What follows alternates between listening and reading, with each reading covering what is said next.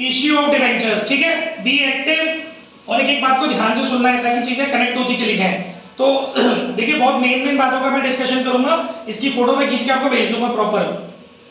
सबसे पहले थोड़ी सी बेसिक बात कर लेते हैं। Debenture includes debenture stock. Debenture के अंदर क्या क्या चीजें इंक्लूड है? Debenture includes debenture stock bonds and any other instrument of the company evidencing a डेब्ट। मतलब डिवेंचर के अंदर डिवेंचर है क्या? जो एविडेंस है डेब्ट का, जो भी कंपनी ने डेब्ट लिया है उसका एविडेंस है। Whether constituting a charge on the assets of the company और नॉट। मतलब भले ही हमने उस डेब्ट को लेने में अपनी असेट्स को गिरवी रखा हो, कोलेटरल किया हो या ना किया हो, क्योंकि चार्ज ऑफ ये जो लिखा हुआ है ना कि चार्ज ऑन द असेट्स, इसका मतलब होता है कि वो हमें उस शर्त में मिला है डेब्ट जिसके बदले हमने कुछ ना कुछ गिरवी रखा है, हमने कोई अपनी असेट्स गिरवी रखी है। तो जरूरी नहीं, कई सारे डेब्ट्स ऐसे होते हैं जिसमें हमें अपनी असेट्स को कोलेटरल करना पड़ता है और कई बार हमें अपनी असेट्स को कोलेटरल नहीं करना पड़ता। लेकिन डिवेंचर को इससे मतलब नहीं है, डिवेंचर को इससे मतलब है कि डिवेंचर एविडेंस है, एविडेंसिंग डॉक्यूमेंट है कि आपकी कंपनी ने डेब्ट लिया है। ठीक है, ये बेसिक सा इंट्रोडक्शन था, बहुत ज्यादा मायने नहीं रखता है आपके पैटर्न के अकॉर्डिंग। अच्छा, ये था actually section 230 of the companies act 2013 की डेफिनेशन, इसीलिए मैंने ये पढ़ा दिया आपको। ठीक है, इसके बाद एक पॉइंट और है डिवेंचर के रिगार्डिंग, प्लीज कीप साइलेंस। देखिए एक पॉइंट और है बेटा, rate of interest on debenture is specified. Guys ये बात ध्यान रखनी चाहिए कि डिवेंचर की जो रेट है वो स्पेसिफाइड होती है, पहले से फिक्स होती है। It is a practice to prefix debenture with the rate of interest. उससे पहले लगी रहती है, एक प्रीफिक्स और सफिक्स होते हैं ना। प्रीफिक्स यानी कि जो डिवेंचर से जस्ट पहले लगी रहती है वही इंटरेस्ट की रेट ऑफ इंटरेस्ट होती है जो डिवेंचर होल्डर्स को कंपनी ईयरली, क्वार्टरली या हाफ ईयरली प्रोवाइड कराती है। नेक्स्ट है interest on debenture is a charge against profit. कुछ पॉइंट्स हैं जो मैं डिस्कस करते हुए कनेक्ट कर रहा हूं टॉपिक को, पूरा चैप्टर मैंने फिनिश कर दिया है। तो इसमें जो हमारी इंटरेस्ट होती है वो कंपनी के लिए चार्ज अगेंस्ट प्रॉफिट है। अच्छा, इसके अलावा गाइस आगे बढ़ते हैं अगर हम, तो कुछ और बातें अगर हम करें तो debenture when long term borrowing. देखिए डिवेंचर दो तरह से होते हैं, एक लॉन्ग टर्म बोरोइंग्स के पॉइंट ऑफ व्यू से भी होते हैं और एक शॉर्ट टर्म बोरोइंग के पॉइंट ऑफ व्यू से भी होते हैं। तो debenture when long term borrowing इसको बोलते हैं नॉन करंट लायबिलिटी। ठीक है, इस सिचुएशन में हम लोग बोलते हैं नॉन करंट लायबिलिटी।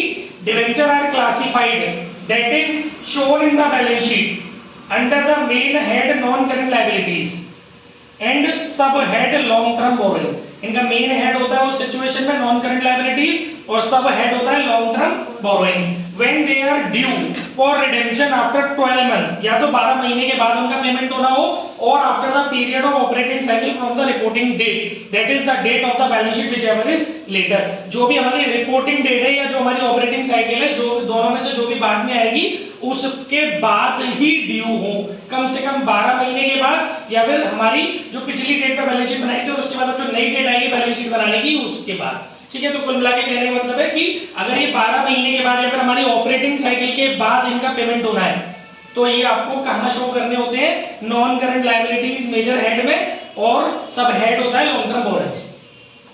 इसके बाद बिल्कुल काम की बात कर रहा हूं, एक भी चीज मैंने फालतू रखी नहीं है इस नोट्स में। इसके बाद बेटा इंपॉर्टेंट नोट में एक पॉइंट है हमारे पास,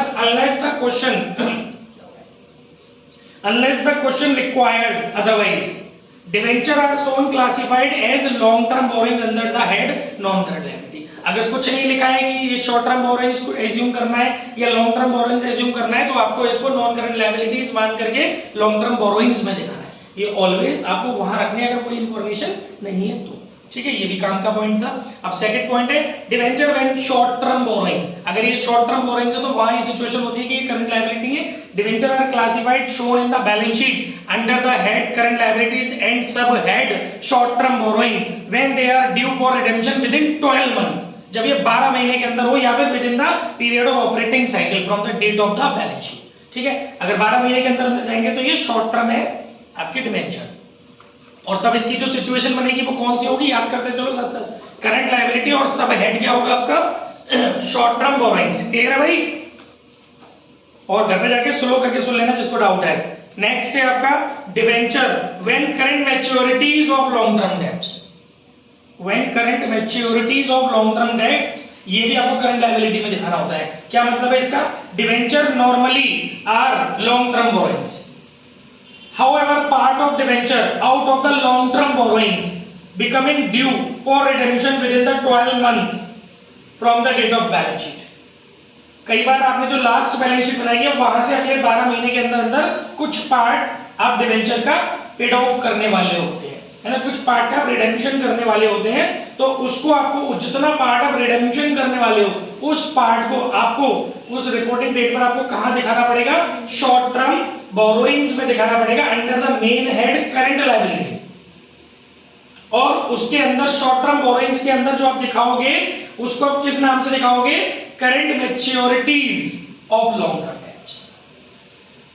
यहां लिखा हुआ है साफ साफ is shown as short term borrowing under the main head current liabilities as current maturities of short term of long term debts। जो आपकी करंट मैच्योरिटी है लॉन्ग टर्म डेट की उस नाम से ये जाएगा, ठीक है। इसकी सिचुएशन याद रखना, आप देख सकते हो एक एग्जांपल भी मैंने डाला हुआ है। A company has outstanding debentures of ₹10 lakh, company के पास 10 लाख रुपए के डिवेंचर है, 10,000 डिवेंचर है, 9% ईच के 9% वाले ₹100 ईच के as on 31 March 2022 out of which the debenture of ₹1 lakh are due for redemption of 31 January 2023। देखिए आपके पास जो बैलेंस है वो 31 मार्च 2022 को है, ठीक है ना। आपके पास जो बैलेंस दिया हुआ है वो दिया हुआ है 31 मार्च 2022 को, और आपको जो पेमेंट करना है ना, ध्यान दो, आपको जो पेमेंट करना है वो 31 जनवरी 2023 को करना है within the 12 month from the date of balance sheet. आप देख सकते हो 31 मार्च 2022 से 12 महीने जाते हो तो 31 मार्च 2023 बनता है, बट आप उसके अंदर अंदर 31 जनवरी 2023 को पेमेंट कर रहे हो, तो उस सिचुएशन में आपको कितने रुपए का पेमेंट करना है, केवल 1 लाख रुपए के डिवेंचर का। तो आप उसको बैलेंस शीट में उसका रिप्रेजेंटेशन कैसे करेंगे, ये क्वेश्चन इस तरह के आ सकते हैं पेपर में। आप देख सकते हैं हेडिंग डालेंगे इक्विटी लायबिलिटी, मेजर हेडिंग डालेंगे आप उसके अंदर नॉन करंट लायबिलिटी, क्योंकि आपने पूरे 10 लाख रुपए के डिवेंचर का पेमेंट नहीं करना, सिर्फ 1 लाख रुपए के डिवेंचर का पेमेंट करना है। तो जो बाकी के 9 लाख रुपए के डिवेंचर है ना, वो आपकी लॉन्ग टर्म बोरोइंग में जाएंगे, नोट नंबर 1 में जाएंगे। नोट नंबर 1 में नीचे लॉन्ग टर्म बोरोइंग, उसके अंदर 9,000 डिवेंचर और रुपए 100 ईच 9 लाख, वो 9 लाख आपकी यहां चले जाएंगे। क्लियर हो गया, दिमाग में भर लो एकदम। दूसरा आपको हेडिंग डालनी पड़ेगी करंट लायबिलिटी। करंट लायबिलिटी के अंदर आपको हेडिंग डालनी पड़ेगी शॉर्ट टर्म बोरोइंग, यही पढ़ा था बिजनेस थ्योरी में। नोट नंबर 2 डालना पड़ेगा, शॉर्ट टर्म बोरोइंग को खोल के ले जाना पड़ेगा नीचे नोट्स टू अकाउंट में, वहां आप लिखेंगे current maturity of long term debt, वो आप डालेंगे आपका 1 लाख रुपया, ठीक है। नीचे आप डेट डाल देंगे redeemable as 31 January 2023। I hope समझ में आ गया होगा अच्छे से। ये सिचुएशन ध्यान से कर लो, ये इंपॉर्टेंट है, ये कॉन्सेप्ट आ सकता है पेपर में जो मैंने बताया, ठीक है। ये सब कुछ मैं टीएस ग्रेवाल से पढ़ा रहा हूं, फोटोज भी मिल जाएंगी आपको, ठीक है गाइस। ये एक सिचुएशन थी current maturities of long term debentures की। अब इसके बाद अगला है आपका issue of debenture. Issue of debenture में 2-3 बातें मैं आपको बता देता हूं। अ लिस्टेड कंपनी में issue debenture for public subscription. दो तरह से कंपनीज होती हैं, कुछ स्टॉक एक्सचेंज पे लिस्टेड होती हैं और कुछ स्टॉक एक्सचेंज पे लिस्टेड नहीं होती हैं। तो जो लिस्टेड कंपनी है वो पब्लिकली अपने डिवेंचर को सब्सक्रिप्शन के लिए इश्यू कर सकती है, ये बात आपको पता होनी चाहिए। But an unlisted company can not issue debentures to public in general, ठीक है। However, both listed and unlisted companies may issue debentures by private placement. Listed हो चाहे अनलिस्टेड हो, ये प्राइवेट प्लेसमेंट के द्वारा अपना डिवेंचर इश्यू कर सकती है, लेकिन लिस्टेड कंपनी को पब्लिकली राइट है डिवेंचर्स को इश्यू करने का, पब्लिक के लिए ओपन कर सकती है वो, और अनलिस्टेड कंपनी को पब्लिकली डिवेंचर्स के थ्रू डेट अरेंज करने का राइट नहीं है, ठीक है। The process of issue of debenture is the same as in the case of issue of share। जो मैंने issue of shares की वीडियोस में पढ़ाया है वही पूरा प्रोसेस आपका issue of debenture के लिए। बस जो चेंजेस है वो ये है कि वहां आप जो एंट्री करते थे वहां शेयर कैपिटल वर्ड यूज करते थे, यहाँ आप डिवेंचर कैपिटल वर्ड यूज नहीं करोगे, केवल डिवेंचर यूज करोगे और उससे जस्ट पहले परसेंटेज भी कंटिन्यू करते हुए चलोगे साथ में। 3 है इसमें, debentures may be issued for cash, for consideration other than cash as collateral security, और 3 तरीके से इन्हें इश्यू किया जा सकता है, at par, at premium और at discount। अगर हम for cash की बात करें तो for cash में मैंने ज्यादा कुछ नहीं लगाया, बस मैंने बता दिया है when issue price of debenture is received in lump sum। सिर्फ एंट्रीज मैंने आपके साथ डिस्कस कर दी है कि जब हमने इश्यू प्राइस जो है हमारा, हम कैश में इश्यू कर रहे हैं डिवेंचर को, इकट्ठा पेमेंट ले रहे हैं, तो गाइस 2 एंट्री होगी, bank account debit to debenture application and allotment, और debenture application and allotment account debit to bank account. देख लेंगे, देखने जिंदगी और इस पर। हाँ जी, आगे क्या कहानी बेटा, when issue price of debenture is received in lump sum, मैंने एंट्री आपको बताई थी इसके अंदर, ठीक है गाइस। इसके बाद फटाफट मैं सब रिवाइज करा रहा हूं एक सिरे से पूरा चैप्टर। इसके बाद कहानी when issue price of debenture is received in installment, आपको पता है सारी एंट्रीज आप जानते हो, application received due, allotment received due, first call second call, तो वो आप कर लेना, ठीक है। नेक्स्ट टॉपिक है issue of debenture at par, आपको पता है पार हो गया, प्रीमियम हो गया, तो सारी कहानी आपको पता है। नहीं शेयर में नहीं कहानी मैंने बताई है, मेरी वीडियो में जाके सुनिए, है ना गाइस। बी फोकस, कौन की सगी कौन, देखिए एक टॉपिक प्लीज यार, बच्चों बात नहीं करो क्योंकि बिल्कुल फटाफट खत्म कराना है।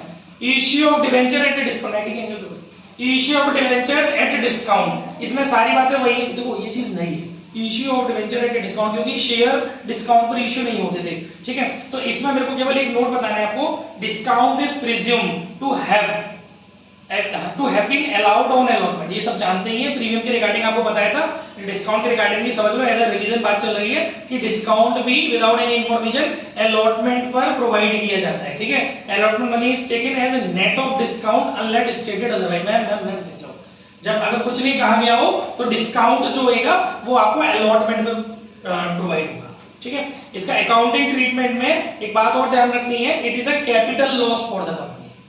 डिस्काउंट जो होता है वो कैपिटल लॉस है कंपनी का, ठीक है।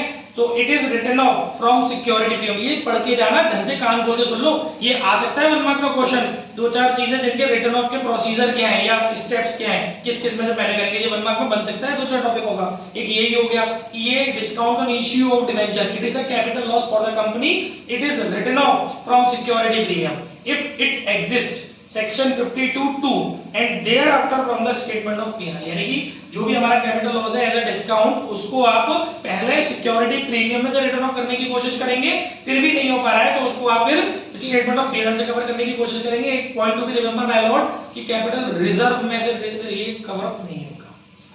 अगर आपके पास कैपिटल रिजर्व है आप भूल जाइए, फिर भी आपको स्टेटमेंट ऑफ P&L निकालना पड़ेगा अगर आपका सिक्योरिटी प्रीमियम नहीं है। पहले प्रेफरेंस सिक्योरिटी प्रीमियम को देने, उसमें जितना है उसको यूज कर लीजिए, नहीं बच रहा है तो स्टेटमेंट ऑफ P&L से आप इसके बाद बेटा आगे की बात सुनिए, कम टू द पॉइंट। इसके बाद एक पॉइंट और है, accounting standard 16 borrowing cost prescribes, एक वर्ड है बोरोइंग कॉस्ट। अकाउंटिंग स्टैंडर्ड 16 में क्या लिखा हुआ है, borrowing cost prescribes that the loss on issue of debenture be written off in the year in which it is incurred. जो भी आपको लॉस हो रहा है डिवेंचर को इश्यू करने पर, उसको आपको उसी ईयर में रिटर्न ऑफ करना है जिस ईयर में आपने डिवेंचर को जिस ईयर में ये हुए हैं, जिस ईयर में ये हुए उसी ईयर में आपको इसको रिटर्न ऑफ करना है। In the year in which debentures are allotted, जिस ईयर में आपने डिवेंचर का अलॉटमेंट किया है। हो सकता है डिवेंचर अप्लाइड के टाइम पर सेशन दूसरा हो और डिवेंचर के अलॉटमेंट के टाइम पर सेशन चेंज हो जाए, तो उस ईयर में ये रिटर्न ऑफ होंगे जिस ईयर में ये आपका डिवेंचर अलॉट हुआ है। ये बात ध्यान रखने वाली है, ठीक है। जब वो इज नेगेटिव है वो क्यों दे रही मुझे ऐसे नेगेटिव वाइब्स मैडम, नहीं चेहरे पे नहीं तो मेरे वाले शो खत्म हो जाऊंगा ऐसे तो। इसके बाद बेटा आगे कहानी क्या है, इसकी जनरल एंट्री भी है, security premium account debit, statement of P&L account debit to discount on issue of debenture. याद रखना है एंट्री को, जितना भी मैं लगा रहा हूं सब फोटो भेज दूंगा, क्या क्या पढ़ना है दोबारा।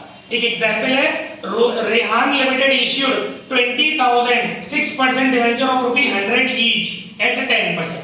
20,000 डिवेंचर है, 100 रुपए का एक है, 10% डिस्काउंट पे इशू किया है। It has a balance in security premium ₹1,50,000। हमारे पास 1.5 लाख रुपए सिक्योरिटी प्रीमियम में पड़े हुए and capital reserve of ₹80,000। Discount on issue of debenture ₹2,000, 2 lakh हुआ। देखिए आपने 20,000 डिवेंचर है, 100 रुपए का एक है, तो टोटल 20 लाख हो गए। 20 लाख का 10% डिस्काउंट है, 2 लाख रुपए हो गया। अब ये जो 2 लाख रुपए का आपका डिस्काउंट हो गया, इसको आप कहां से रिटर्न ऑफ करोगे?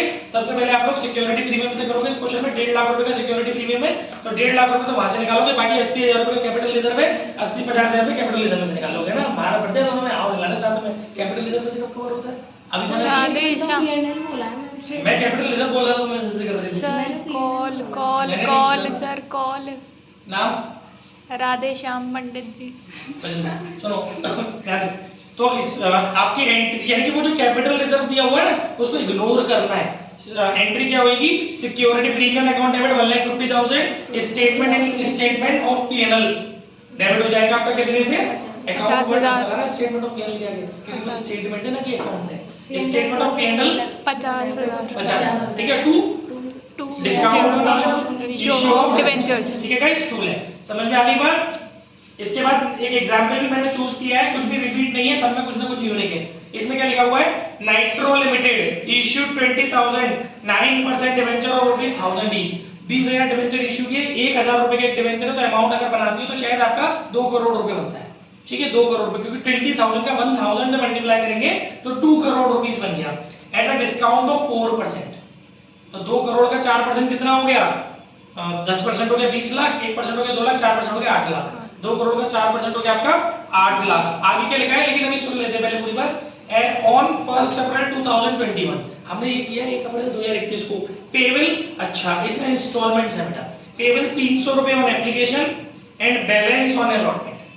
300 मतलब 1000 में से 300 रुपए हमें एप्लीकेशन पे लेने हैं और 700 रुपए हमें लोगों को अलॉटमेंट पे लेने हैं। The debenture are redeemable after 5 year. इनका जो पेमेंट होना है 5 साल बाद होना है। पास journal entries for issue of debenture and writing of discount on issue of debenture. तो देखिए, सबसे पहले आप जनरल एंट्री पास जो करोगे 20,000 डिवेंचर्स का 300 रुपीस के हिसाब से एप्लीकेशन मनी रिसीव हुआ है, तो bank account debit to debenture application to debenture application account. Application and allotment नहीं, वो लमसम में चलता है। Bank account debit to debenture application account 20,000 into 300 that would be 60 lakh. ठीक है, और फिर इसको ड्यू कर देंगे। फिर तीसरी एंट्री जो होगी आपकी ड्यू की हो जाएगी अलॉटमेंट की, और फिर जो इसमें अलॉटमेंट में अमाउंट कैसे भरेंगे? 700 रुपए बच रहे हैं। एंट्री क्या होगी अलॉटमेंट की, ड्यू की? Debenture allotment account debit discount on issue of debenture account debit to debenture. Amount कैसे भरोगे? डिवेंचर के आगे फेस वैल्यू आ रही होती है, तो जो 700 बच रहा है 1000 में से 300 गया, तो जो 700 बचा 700 का मल्टीप्लाई करोगे जब आप 20,000 से, तो आपका बचेगा वो बन गया आपका 1 करोड़ 40 लाख। 1 करोड़ 40 लाख वो तो आपका चला जाएगा डिवेंचर के आगे, और इस और आपका जो डिस्काउंट है वो ये 1 करोड़ 40 लाख का मत निकाल देना, टोटल फेस वैल्यू में निकलेगा। टोटल फेस वैल्यू कितनी है आपकी? टोटल फेस वैल्यू परसेंटेज में दिया डिस्काउंट, इसमें 4% दिया था ना, तो 1000 था आपका। एक शेयर की फेस वैल्यू 1000 थी। 1000 जो टोटल वैल्यू है शेयर की, उसका 4% निकालोगे तो कितना बना? 1000 का 4% कितना बना? 40 रुपए। 40 रुपए का डिस्काउंट आ गया। 40 रुपए से मल्टीप्लाई करेंगे 20,000 डिवेंचर्स का। 20,000 into 40 करोगे तब आपका डिस्काउंट बनेगा 8 लाख। ठीक है, 20,000 into 40 वो आप रखेंगे discount on issue of debenture के आगे। बाकी का जो अमाउंट बचेगा 1 करोड़ 40 लाख में से 8 लाख हटा के 1 करोड़ 32 लाख वो जो बचेगा वो आप रखेंगी डिवेंचर अलॉटमेंट के आगे, और बाकी उसके बाद 1 करोड़ 32 लाख रिसीव की एंट्री हो जाएगी bank account debit to debenture allotment account. ये तो हो गई इश्यू ऑफ डिवेंचर की एंट्री। साथ ही साथ क्वेश्चन में पूछिए राइटिंग ऑफ डिस्काउंट की। देखो इस क्वेश्चन में प्रीमियम तो है नहीं, ना बैलेंस दिया, ना किसी एंट्री में जनरेट हुआ है, तो without any information statement of PNL से निकाल लीजिए। ठीक है, तो आपकी एंट्री हो जाएगी statement of PNL debit to discount on issue of debenture 8 lakh. और वो जो अमाउंट, वो जो डेट जाएगी ना, डेट ये जो वाली एंट्री की, वो हमेशा लास्ट में जाएगी at the end of financial year. 31 मार्च 2, जैसे इसमें शेयर उसमें डिवेंचर इशू किए 1 अप्रैल 2021 को, तो इस एंट्री की जो डेट होगी ना लास्ट वाली एंट्री की, 31 मार्च 2022। ठीक है, ये बात हो गई। इसके बाद नेक्स्ट टॉपिक है ओवर सब्सक्रिप्शन ऑफ डिवेंचर। मुझे कोई डिस्कस नहीं करना, कंप्लीट वही प्रोसीजर है पूरा, ना कोई इसका सवाल मुझे अलग से कराना है। जो चेंजेस थे मैं ऑलरेडी आपको भरपूर बता चुका हूं। नेक्स्ट टॉपिक है अंडर सब्सक्रिप्शन ऑफ डिवेंचर, पूरा सेम कॉन्सेप्ट है, कहीं कोई चेंजेस नहीं है। नेक्स्ट टॉपिक गाइस देखो सुन लेते हैं, कहीं पेट पड़े गुन देगा। टॉपिक है application supported by blocked amount. पढ़ाई इसके बारे में पढ़ाया थोड़ा बहुत, अच्छी बात है, क्योंकि क्या मालूम 1 मार्क में कहीं से आ जाए, है ना। कुछ बहुत प्यारी बातें हैं इसके अंदर, 2-3 पॉइंट वो 1 मार्क में शायद कनेक्ट हो जाए कैसे भी, या असर्शन रीजनिंग में कनेक्ट हो जाए। सुन लेते हैं, शेयर में भी काम आएंगे। Application supported by blocked amount, इसको शॉर्ट में बोलते हैं ASBA। ठीक है, ASBA is a system for applying share on securities wherever by the applicant authorize his or her bank to block the amount payable as application money in his or her bank account, that is place a line up to the amount payable as application money on the number of shares or securities applied। मतलब जैसे मान के चलिए मैं एक applicant हूं, चाहे मैं शेयर का हूं, सिक्योरिटीज की बात हो रही है, सिक्योरिटीज में दोनों चीजें आ गई, शेयर्स भी आ गए, डिवेंचर्स भी आ गए। मान लीजिए मैं एक एप्लीकेंट हूं, मुझे आपकी कंपनी ने ऑफर निकाला हुआ है कि हम चाहे तो आपकी कंपनी में शेयर और डिवेंचर्स को परचेज कर सकते हैं, अप्लाई कर सकते हैं। अब मान लीजिए आपने टोकन मनी रखा है यानी एप्लीकेशन मनी रखा है एक शेयर पे 10 रुपीज और आपने कहा कि कम से कम 1000 शेयर और डिवेंचर्स परचेज करने होंगे और फिर इन मल्टीपल ऑफ 1000 या तो 1000 या 2000 इस तरीके से। तो अभी मेरे को जितना मेरी कैपेसिटी है उतना अमाउंट के शेयर्स या डिवेंचर्स मैं आपसे परचेज करना चाहता हूं, तो मैं अप्लाई करूंगा पहले। तो मैं बजाय ऑफलाइन अप्लाई करने के ऑनलाइन अप्लाई कर सकता हूं अपने अकाउंट से एसबा फैसिलिटी के थ्रू। तो इसमें क्या होगा, इसमें मैं दोनों के प्रोस्पेक्टस बताऊंगा, कंपनी के पॉइंट ऑफ व्यू से भी बताऊंगा और एक एप्लीकेंट के पॉइंट ऑफ व्यू से भी बताऊंगा। इसमें क्या होगा, जब मैं अप्लाई करूंगा ना, तो जैसे मान लीजिए मेरे को 5000 शेयर्स खरीदने हैं और एक शेयर पे एप्लीकेशन मनी 10 रुपीस की है, तो मेरे अकाउंट से 5000 into 10 करोगे तो 50000 हो गया। 50000 रुपए मेरे अकाउंट में होने जरूरी है सबसे पहली चीज, और वो 50000 रुपए पर होल्ड लग जाएगा, वो कटेंगे नहीं मेरे अकाउंट से, उस पर होल्ड लग जाएगा और वो उस अकाउंट में भी नहीं जाएंगे बैंक में, मतलब उस कंपनी के बैंक अकाउंट में भी नहीं जाएंगे, रहेंगे मेरे बैंक अकाउंट में, पर उस पर एक स्टे लग जाएगा, होल्ड लग जाएगा। मैं उस पैसे को यूज नहीं कर सकता अगर मैंने अपने अकाउंट से एसबा फैसिलिटी को यूज करके अप्लाई किया है आपकी कंपनी में। तो उससे क्या होगा कि इससे मेन बेनिफिट ये होगा कि उस पर इंटरेस्ट मिलेगा मुझे। मान लीजिए अप्लाई करने के बाद अलॉटमेंट की डेट में 1 महीने का गैप है या कुछ दिनों का गैप है, तो उतने दिनों का इंटरेस्ट, देखो अगर मैं डायरेक्टली वो 50000 रुपए आप ऑफलाइन अप्लाई करता, आपके पास भेजता ड्राफ्ट बना के या डायरेक्ट आपके अकाउंट में पैसे भर देता, तो मेरे तो वो 50000 रुपए गए। मान लो मुझे नहीं मिले 50000 के शेयर, 1 महीने बाद अलॉटमेंट खुला, मुझे मिले केवल 20000 के शेयर, तो बाकी का 20000 रुपए आप मुझे रिफंड तो कर दोगी, उसमें भी थोड़ा बहुत टाइम लगता है। तो उतने दिन का जो इंटरेस्ट है from the day of apply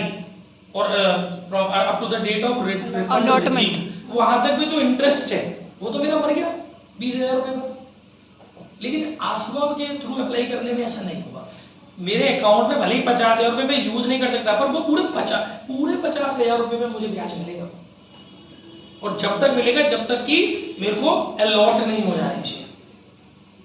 अब बात समझ रहे हो? और जिस दिन अलॉटमेंट खुलेगा, मान लो 30000 के शेयर मुझे मिले, तो 30000 पे मेरे को इंटरेस्ट मिलना बंद हो जाएगा, बाकी के 20000 पे बाकी जो मेरे अकाउंट में बैलेंस अमाउंट है उसमें मिलता रहेगा इंटरेस्ट। तो ये बेनिफिट है इसका, ठीक है। तो मैं इसमें आपको पढ़ा देता हूं, इसमें लिखा हुआ है on share or security being allotted, the bank will transfer the amount due on allotted share or securities to the company and remove line on the balance amount। और जिस दिन अलॉटमेंट कंपनी खोल देगी, अगर 50 में से मेरे हिस्से में 30 आए तो 50 में से 30 मेरे खाते में से कट जाएंगे और आपकी कंपनी में चले जाएंगे, और बाकी के जो 20000 है उनमें से जो लाइन लगी हुई थी, लीन अमाउंट था, जो मेरा होल्ड हो गया था अमाउंट, वो हट जाएगी लीन, और मैं उस पैसे को यूज कर सकता हूं, ठीक है। The effect of ASBA is follow, बस दो पॉइंट पढ़ाने, पूरा नहीं पढ़ाना। The balance account of the applicant is the bank account of the applicant is debited by the bank after the share or securities have been allotted to him। जिस दिन मुझे allotment होगा उस दिन मेरे खाते में से पैसा कटेगा। मैं बार बार कह रहा हूँ, होल्ड लगा हुआ, लीन लगी हुई है, ऐसा नहीं है कि मेरे को मतलब मेरे खाते में से उसी दिन पैसे कट गए जिस दिन मैंने अप्लाई किया, मेरे खाते में ये पैसे, बस मैं उसको यूज नहीं कर पा रहा था। लेकिन डेबिट एक्चुअली सिर्फ उस दिन होंगे जिस दिन मुझे अलॉटमेंट होएगा, ठीक है। एज अ रिजल्ट इससे क्या होगा, the account holder will get interest on the blocked amount. ये मैं आपसे कह रहा था, मेरे को पूरे 50000 रुपए पे ब्याज मिलेगा till the time share of securities are allotted. जब तक वो अलॉटमेंट नहीं हो रहा तब तक पूरा जो ब्लॉक्ड अमाउंट है उस पर भी मुझे इंटरेस्ट मिलता रहेगा। ये सबसे बेस्ट रहता है एसबा से अप्लाई करना। Application money on allotted share is remitted to the company, और जब जो भी पैसा वो है एप्लीकेशन मनी का, वो ऑन अलॉटेड शेयर, जितना अलॉटमेंट मेरे हिस्से में आया वहां से रेशियो प्रोरेटा के बेसिस पर जो भी आएगा कि सर आपने 5000 शेयर अप्लाई किया, आपको प्रोरेटा बेसिस पर 3000 शेयर दिए जाते हैं, तो 3000 शेयर्स का जो एप्लीकेशन मनी है वो कटेगा बस मेरे खाते में से और मेरी बैंक में, आपकी बैंक में चला जाएगा।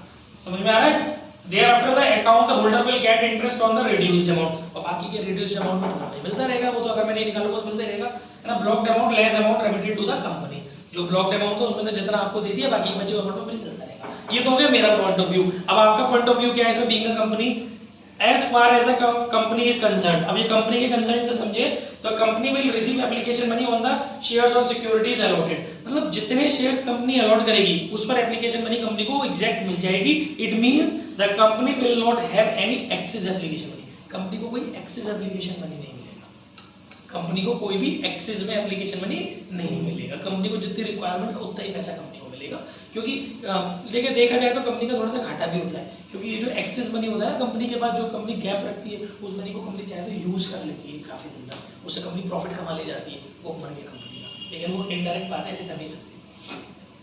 The company will demand on allotment money and first call money etc as per the term of issue। और उसके बाद तो केवल अप्लाई में होता है एशवा का, क्योंकि वर्ड इसका एप्लीकेशंस है, ठीक है। उसके बाद तो फिर अपनी मर्जी है कंपनी की, जैसे कंपनी ने टर्म लगाया होगा इश्यू का पैसा लेने का, उस टर्म में पैसा मिलेगा, ठीक है। ये बात हो गई खत्म। अब इसमें जो मेरे को एक एग्जांपल बताना है, टू वाला बताना है, क्योंकि इसमें थोड़ा सा एक अच्छा पॉइंट है जो आपको जो हो सकता है आप प्रोरेटा देखिए नच नहीं जाओ कहीं और गड़बड़ कर जाओ। देखो सुनो ध्यान से, ये क्या बोल रहा है बेटा, ये कह रहा है red star limited invited application for 10,000, word सुनिएगा ध्यान से, red star limited invited application for 10,000 7% debenture of ₹100 each, payable 40 on application, 25 on allotment and the balance on first and final call. 40 की एप्लीकेशन, 25 की फर्स्ट अलॉटमेंट, तो बच्चे आपके कितने 35 की हो गई आपकी first and final call. 10,000 share है, ठीक है, 100 ईच है। आगे कह रहा है एप्लीकेशंस वर रिक्वायर्ड 35 40 रुपए एप्लीकेशन, 40 और 25 65 हुए ना, सर 35 ही बचेगा। ठीक है, कम टू द पॉइंट। आगे क्या बोल रहा है बेटा कि applications were required to be made using ASBA facility. देखिए एप्लीकेशन एसवा फैसिलिटी से दी गई है, एप्लीकेशंस एसवा फैसिलिटी से दी गई है। It received applications for 16,000, 7% debentures is for 16,000। It received applications for ₹16,000, 16,000 रुपए के लिए एप्लीकेशन आ गई। ये गलत किया है, ये सो बदतमीज, इसके आगे रुपए लगा दिया ना, 16,000 शेयर होना चाहिए था, रुपी वर्ड यूज कर लिया उसने।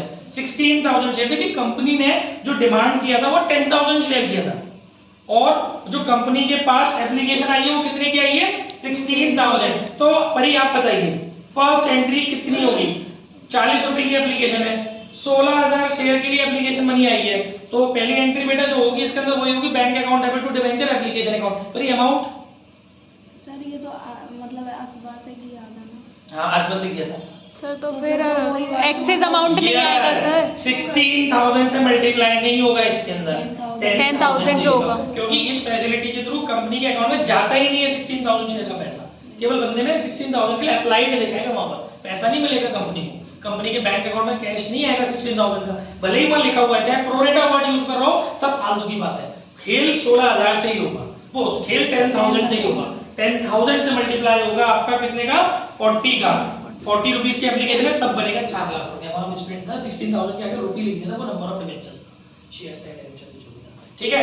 इसके बाद it allotted the debenture to the all the applicant, देखो इसमें एक वर्ड और लिखा है, it allotted to the debenture to all the applicant on pro rata basis. तो पागल से मत हो जाना कि 16,000 को 10,000 देंगे घंटा, कंपनी पे ही नहीं आए 16,000 रुपए कहां से देंगे, 10,000 के 10,000 ही देंगे, कोई प्रोरेटा बाजी नहीं होगी इसके अंदर, भले ही वहां लिखा है क्वेश्चन में प्रोरेटा, ठीक है। क्योंकि इस तरह का क्वेश्चन आ गया तो भैया ये बैंक हो गया, ये बाकी सब नोटंकी पूरी वही है अपनी, आप कर सकते हो इंस्टॉलमेंट्स में, वो पूरी 6 एंट्री आपको करनी है, कोई प्रोरेटा नहीं है, नॉर्मल एंट्री होनी है, 10,000 से होनी है, इसलिए समझाया था कि कुछ भी आपका रहना नहीं चाहिए 100 में से 100 चाहिए। और सारे सैंपल पेपर जो आप करोगे वो रात को डिस्कस किया करूंगा डेली ऑनलाइन आकर 1 घंटे, आपके जो भी डाउट्स होंगे उसको हम लोग डिस्कस किया करेंगे, रात में नहीं है डाउट्स मत ज्वाइन करो, डाउट से सुन सकते हो, सैंपल पेपर यहाँ सॉल्व करके जाओगे, चेक कुछ नहीं होगा, डाउट डिस्कशन करूंगा, कोई मेजर पॉइंट जो करेंगे वो बता दिया करूंगा सैंपल पेपर में रात को, ताकि आपका टाइम नहीं वेस्ट ना हो। जब आपको रिफ्रेशमेंट चाहिए हुआ करेगा तो मेरी लीड लगाने सुन लिया करना, अपनी लीड लगा के मेरी रिफ्रेशमेंट लीड लगा के issue of deposit, issue of debenture. देखिए गाइस अब हम लोगों ने कैश वाला कॉन्सेप्ट खत्म कर दिया, सेकंड कॉन्सेप्ट पे भाग रहे हैं, issue of debenture for consideration other than cash. अगर हमने डिवेंचर को कैश के अलावा किसी कंसीडरेशन में किया हो तो गाइस नॉर्मली मुझे इसमें कुछ डिस्कस नहीं करना, क्योंकि वही सारे कॉन्सेप्ट्स हैं जो शेयर में थे, अंडरराइटर को, प्रमोटर को, परचेज ऑफ असेट्स हो या परचेज ऑफ बिजनेस हो, डिफरेंस गुडविल होता था, अगर कम ज्यादा पेमेंट कर रहे हो और कम पेमेंट कर रहे हो तो कैपिटल रिजर्व होता था, और फिर जो पेमेंट करते थे, लेकिन इसमें एक बात बताऊंगा अभी, जो पेमेंट करते थे तो पेमेंट करते समय जो हम लोग नंबर ऑफ शेयर या डिवेंचर इश्यूड नए वाले उसकी जो हम संख्या निकालते थे, नंबर निकालते थे, उसका फॉर्मूला हमारा होता था बेटा कि जो हमारा परचेज कंसीडरेशन है divide by issue price of 1 share या 1 डिवेंचर, मैम इश्यूड प्राइस। अब ये जो इश्यूड प्राइस होता है ना मैम, ये प्रीमियम फेस वैल्यू में प्रीमियम ऐड करके, अगर प्रीमियम पे इश्यू कर रहा हूं मैं तो फेस वैल्यू में प्रीमियम ऐड करके होता है, और अगर डिस्काउंट, क्योंकि डिबेंचर तो डिस्काउंट पे इश्यू हो सकता है, जब डिस्काउंट पे इश्यू कर रहा हूं तो डिस्काउंट माइनस करके। अब इसमें सबसे मेन बात मालूम है क्या है, कई बार ऐसे, एक बार तुमने शायद क्वेश्चन पूछा भी था मुझसे, कभी-कभी पॉइंटों में भी आंसर आ सकता है ना। अभी अब जब ये डिवाइड लगाते हो तो पॉइंटों में भी आंसर आ सकता है, तो देखो उसका जवाब ये तो सब पॉइंट में डालते हैं घंटा सुन लेती, थोड़ा सा सुन लेती जरा साहब। तो इसमें पहले वो वाली पॉइंट को फ्रैक्शन वाली बात भी करेंगे, लेकिन एक एंट्री मुझे जो समझानी थी वो ये है, क्योंकि वो शेयर में नहीं थी इसीलिए। तो बेटा जब हम डिस्काउंट पर डिवेंचर इशू करेंगे तो वेंडर, एक छोटी सी एंट्री के थ्रू बता दिए, सपोज हम वेंडर को डिस्काउंट पर डिवेंचर इश्यू कर रहे हैं, तो एंट्री होगी वेंडर डेबिट, क्योंकि वेंडर रिसीवर है इसीलिए वेंडर डेबिट, तो discount on issue of debenture debit to debenture, ठीक है ये। और इसमें अमाउंट कैसे भरा जाता है मैम, तो जो परचेज, बेटा जो परचेज कंसीडरेशन है, जो भी परचेज कंसीडरेशन है उसमें जैसे सपोज मान लीजिए मुझे 9,50,000 रुपए देने आपकी है ना, मुझे आपके 9,50,000 रुपए देने, परचेज कंसीडरेशन है 9,50,000 का, और मेरे एक शेयर की फेस वैल्यू है 100 रुपीज, लेकिन मैं उसको 5% डिस्काउंट पे इश्यू, डिस्काउंट पे डिवेंचर की फेस वैल्यू 100 रुपीज है, मैं उसको 5% डिस्काउंट पे इश्यू कर रहा हूं, तो 100 का जितने भी परसेंटेज होते हैं फेस वैल्यू पे निकलते हैं एक डिवेंचर एक शेयर की, तो 900 का 5% हो गया 5 रुपए, तो 95 इश्यू प्राइस हो गया। तो जब आप डिवाइड लगाओगे ना तो ये कुछ 1 लाख निकल के आएगा, है ना, 1 लाख नहीं 10,000 निकल के आ गया।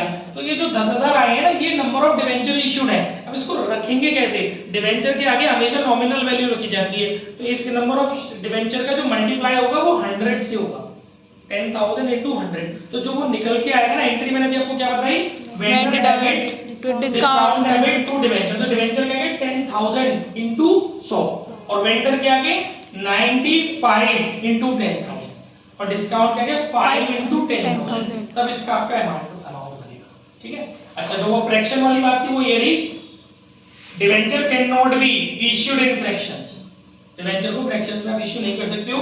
इन द लास्ट केस वेयर, ये कुछ केसेस थे वो मैंने डिस्कस नहीं किए हैं, in the last case where number of debenture to be issued are, इस क्वेश्चन में हमारे जो नंबर ऑफ डिवेंचर निकल के आए डिवाइड लगा के इस तरीका से, तो 1 2 2 2.22 आए, कुछ ऐसा है 1 2 2 2.22, इन द सेंस कि हम 1222 1222 डिवेंचर्स को हम इश्यू करेंगे, और बाकी का जो 0.22 है इसका मल्टीप्लाई कर देंगे वो जो फेस वैल्यू एक शेयर की है, तो इसमें एक शेयर की फेस वैल्यू जो भी है ना 10 रुपए समथिंग होगी, जो भी फेस वैल्यू एक शेयर की उससे मल्टीप्लाई करके, तो जो निकल करके आएगा है ना उसको हम लोग कैश में पे करेंगे। अब बात समझ गए, यहाँ क्लियरली लिखा हुआ है, इतने debenture 1222 debenture will be issued and the balance amount will be paid in cash, तो आपको जो बैलेंस अमाउंट होएगा वो कैश में पे करना होगा। जैसे इस क्वेश्चन में मैं बता देता हूं, कुछ ऐसे फिगर्स थी बेटा, इसमें आपने 1,10,000 रुपए का पेमेंट करना था, 1,10,000 रुपए का पेमेंट करना था, ये छोटी छोटी बातें पेपर में मिल सकती है कहीं ना कहीं, 1,10,000 रुपए का आपको पेमेंट करना था, और आप 10% 10 रुपीस डिस्काउंट पे कर रहे थे, 100 रुपीस का था, तो आप 90 का ही तो डिवाइड लगाओगे, तो जब आप इसमें 90 का डिवाइड लगा रहे थे तो आपका कितना निकल के आ रहा था 1,222.22, ठीक है। तो इसने क्या किया, 1,222 डिवेंचर तो इश्यू किए, और बाकी का जो बचा इस बंदे ने वो कैश में पेमेंट किया, इसके हिसाब से 20 रुपए का कैश आ रहा है।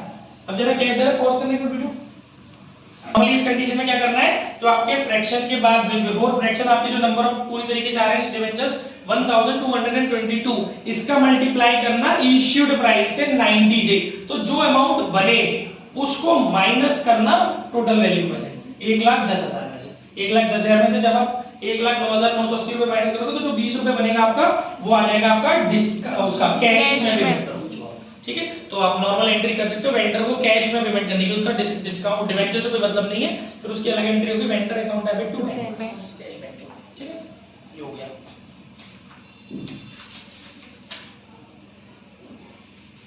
एक एग्जांपल 16 है इस क्वेश्चन के अंदर, एक्सी लिमिटेड एक्वायर्ड माने खरीदना, XY limited acquired the business of Hay limited assets being 8,40,000, इनकी 8,40,000 की एसेट्स आ गई हैं और लायबिलिटीज आ गई हैं 80,000 की, और कंसीडरेशन है 7,20,000 का, तो बीच का जो डिफरेंस है इसमें हम कम पैसे दे रहे हैं तो वो कैपिटल रिजर्व हो जाएगा, नॉर्मली आपकी एंट्री हो गई है, ठीक है।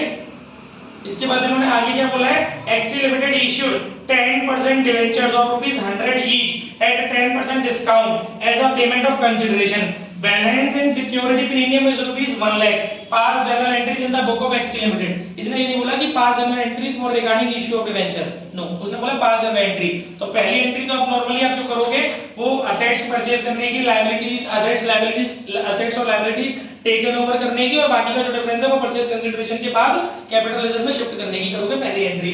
दूसरी किसी का रोज चलाता है वो बड़े रोज मिलने चलसी।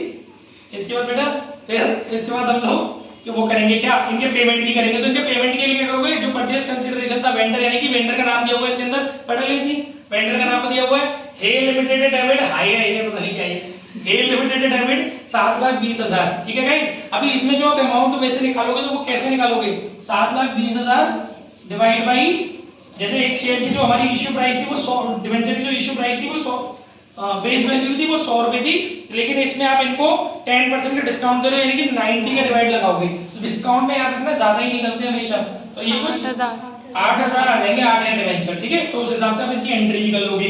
तो मैं यहाँ पे ये बता रहा हूँ कि आपके पास जो सिक्योरिटी प्रीमियम में पड़े हुए हैं 1 लाख रुपए, उसमें से निकालेंगे आप पैसा, ठीक है। तो एंट्री हो जाएगी security premium debit to discount on issue of debenture 80,000। बात आ गई समझ में, वो जो 80,000 में निकल के आएगा डिस्काउंट, उसको आप कहां से कवर कर लेंगे, सिक्योरिटी प्रीमियम से उसकी एंट्री ठोक देंगे। तो इसमें बोला नहीं है, तो आपको ये जो डिस्काउंट होगा इसको रिटर्न ऑफ करने वाली एंट्री भी दिखानी पड़ेगी।